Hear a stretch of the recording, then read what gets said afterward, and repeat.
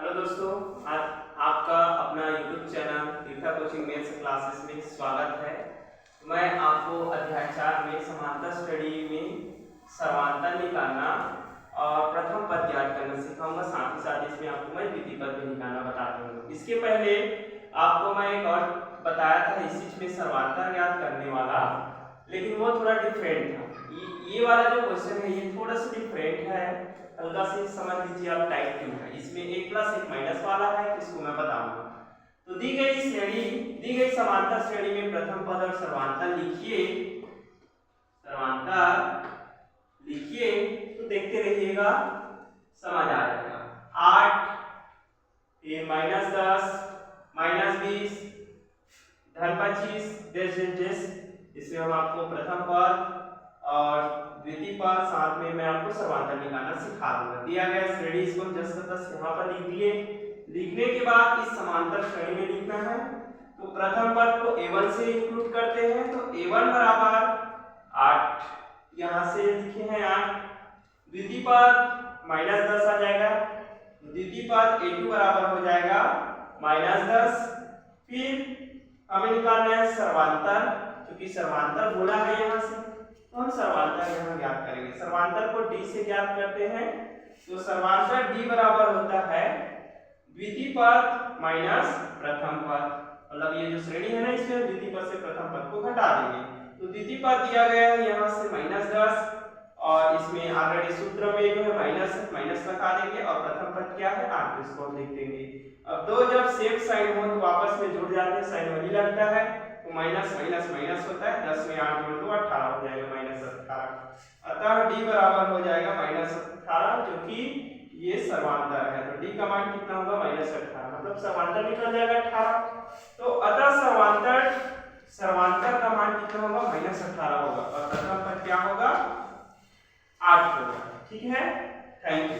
तो ये आप लोगों को समझ में आ गया होगा, जो कि बहुत सिंपल है। ठीक है, यहाँ पर देख सकते हैं, एक बार और मैं पुनः बता दूं, ये जो दिया है इसको हम यहाँ पर लिखे हैं। लिखने के बाद इस समांतर श्रेणी में प्रथम पद जैसे हम बताए थे वैसे ही है 8 की। द्वितीय पद जो है a2 का मान -10 है। लिख दिए। सर्वांतर अगर ज्ञात करना है तो द्वितीय पद से प्रथम पद को घटा देंगे, तो द्वितीय पद देख सकते हैं यहाँ पर -10 हमने यहाँ पर लिख दिया। माइनस जो लगा है वो तो फार्मूले से ही है, और प्रथम पद क्या है 8 है ना, तो इसको हम लिख दिए हैं। माइनस ये माइनस ही होता है, और 10 में 8 जोड़ दो 18 हो जाएगा। अतः d का मान -18 होगा। समझ में आ गया। अतः सर्वांतर का मान -18 होगा। साथ ही साथ इसमें अब आपको जो है पहला दूसरा तीसरा ये आपके होमवर्क है, क्लास वर्क है, जो भी समझो आप, ये आपके प्रैक्टिस वर्क है, ट्राई दिस। तो इसको आप ट्राई करिएगा। लेकिन ये आपका क्वेश्चन नंबर 4 आपको बनाने में थोड़ा सा दिक्कत होगा, तो इसी को मैं यहाँ पर इसी के बेस पर एक मैं आपको क्वेश्चन बता रहा हूँ, जो कि सेम बनेंगे। क्वेश्चन नंबर 4, क्वेश्चन नंबर 5, इसी के बेस पर एक मैं यहाँ पर क्वेश्चन बना रहा हूँ, है ना। इसको ध्यान दीजिएगा, ठीक है। तो जुड़े रहिएगा, देखते रहिएगा, लिखते रहिएगा, तभी समझ में आएगा। ठीक है, तो आप लोगों ने शायद नोट कर लिया होगा, इसे नहीं किए हो। एक ये वाला टाइप मैं बता दूं,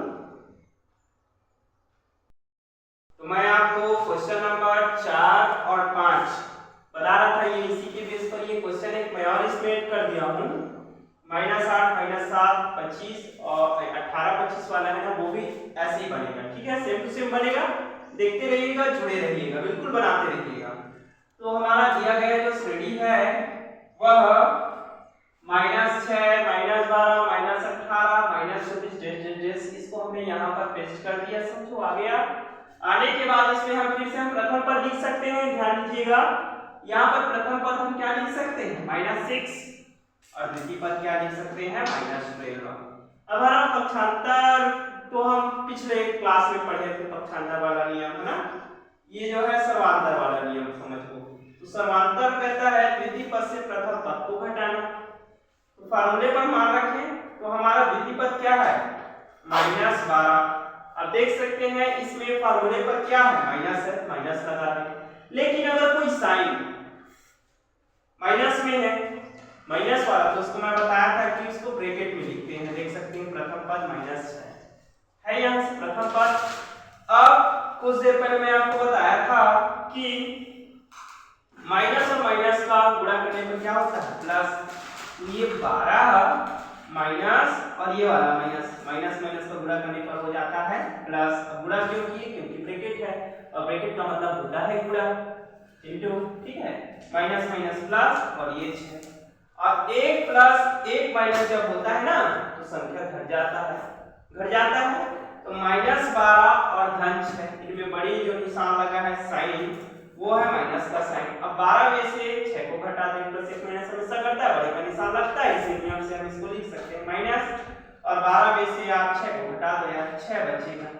अतः d का मान क्या हो जाएगा, 6। तो यहाँ लिख सकते हैं d -6। अतः समांतर का मान कितना होगा, -6 होगा आंसर। ठीक है, तो ये था हमारा क्वेश्चन। इसको और मैं आपको पुनः दोबारा बता दूं ताकि दिक्कत ना हो। दिया गया हमारा श्रेणी -6, -12, -18, -24 जिस करके दिया गया श्रेणी है। ये जो श्रेणी है इसको हमने यहाँ पर लिखा। लिखने के बाद क्या करेंगे, इस समांतर श्रेणी में प्रथम पद a का मान -6 तथा द्वितीय पद a2 का मान -12 लिखेंगे। लिखने के बाद क्या कर सकते हैं, तो समांतर निकाल सकते हैं द्वितीय पद से प्रथम पद। तो द्वितीय पद -12, अब क्योंकि ये माइनस जो है सूत्र से, इसलिए माइनस, और प्रथम पद हमारा -6 है तो हम यहाँ -6 लिख देंगे, जिसको ब्रैकेट में लिखना है। माइनस माइनस का गुणा करने पर ये प्लस हो जाता है और 1 - 1 प्लस हमेशा करता है, बड़ा का निशान लगता है, ये हमारा नियम कहता है गणित में। ठीक है, तो ये माइनस का माइनस आ जाएगा, 12 में 6 को घटा दिया, कितना होगा, ये 6 होगा। अतः समांतर का मान -6 होगा। प्रथम पद हम क्या बता सकते हैं, -12। Thank you for watching and बहुत अच्छा लगा मुझे कि आपने अपना कीमती जो समय निकाल के दिया है, इसके लिए हृदय से दोबारा मैं आपको धन्यवाद देना चाहूंगा। अब तीसरा मैं आपको एक और टाइप बताना चाहूंगा जो कि दशमलव वाला है। तो इसके लिए मैं अभी कोशिश करूंगा।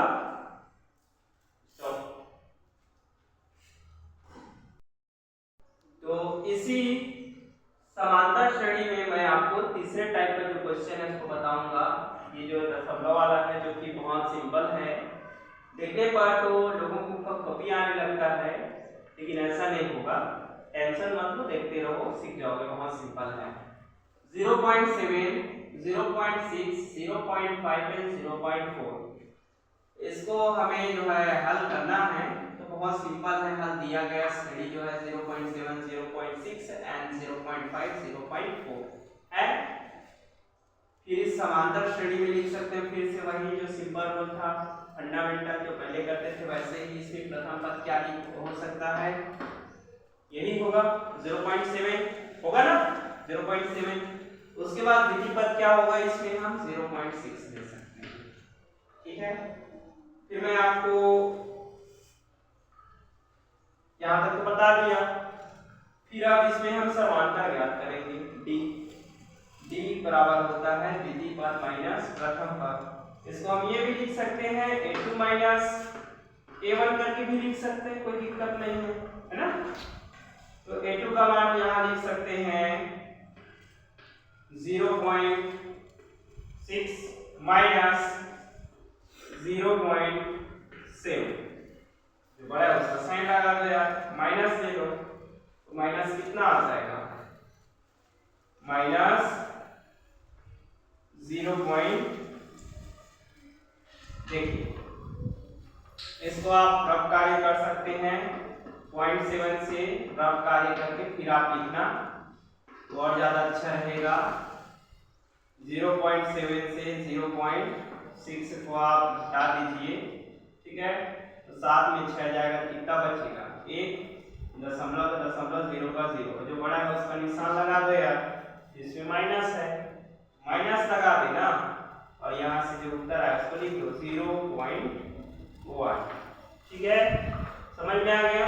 ये रफ कार्य भी करना अत्यंत आवश्यक है, अति आवश्यक है। तो d का मान -0.1, अतः समांतर का मान 0.1 होगा। बहुत सिंपल है, एक बार स्पष्टता कर दूं जैसे करते थे। ये देखो ये दिया गया, लिखिए, लिखने के बाद हम प्रथम पद 0.7 लिखिए, उसके बाद जो है a2 का मान 0.6 लिख दिए, लिखने के बाद द्वितीय पद से प्रथम पद को घटा दिया, देखो a2 7 कर दिया, और आंसर को आप ऐसे ही बना सकते हैं, a2 7 करके भी शॉर्ट में d a2 a1 करके फिर मान रखेंगे 0.6 0.7, तो इसमें घटा देंगे, ये रफ्तारी के तरीके से बहुत सिंपल है, जैसा भी आपको घटाना चाहे घटा सकते, सब राइट है, ठीक है।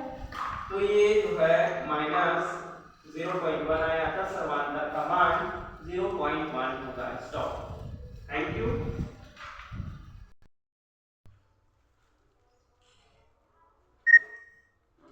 तो भाई अब मैं इसके आगे मैं आपको बताना चाहूंगा टाइप 3 करके समझ सकते हैं हम इसको। टाइप 3 में बटा वाला है, दिया गया श्रेणी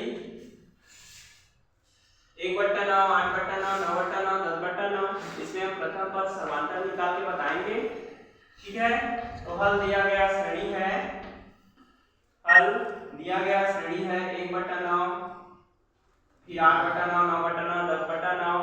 इसके बाद इस समांतर श्रेणी में हम प्रथम पद a1 का मान निकाल सकते हैं 1/9, द्वितीय पद निकाल सकते हैं a2 मतलब 8/9। फिर समांतर मतलब होता है कि द्वितीय पद से प्रथम पद को घटाना, तो a2 a1 मान रखेंगे, यहाँ पर प्लेसिंग कर देंगे, तो a2 का मान यहाँ देख सकते हैं 8/9 माइनस a1 का मान है 1/9, लिख दिए। दोनों में हमें लग रहा है कि 9 कॉमन है, तो इस 9 को हम यहाँ पर लिख देंगे। लिखने के बाद 8 - 1 करेंगे तो कितना हो जाएगा 7, और ये 7/9, अतः समांतर d का मान 7/9 होगा। तो मैं आपको कुछ क्वेश्चंस दे रहा हूँ जिसे आपको ध्यान से देखना है, और ये तो आपने देख लिया, समझ लिया, अच्छा है, बहुत सिंपल है। कॉमन बस को एक बार लेना, फिर घटा देना, 8 - 7 करना, 8 - 1 करना, 7 आ जाएगा। सब बहुत सरल है ना यहाँ तक।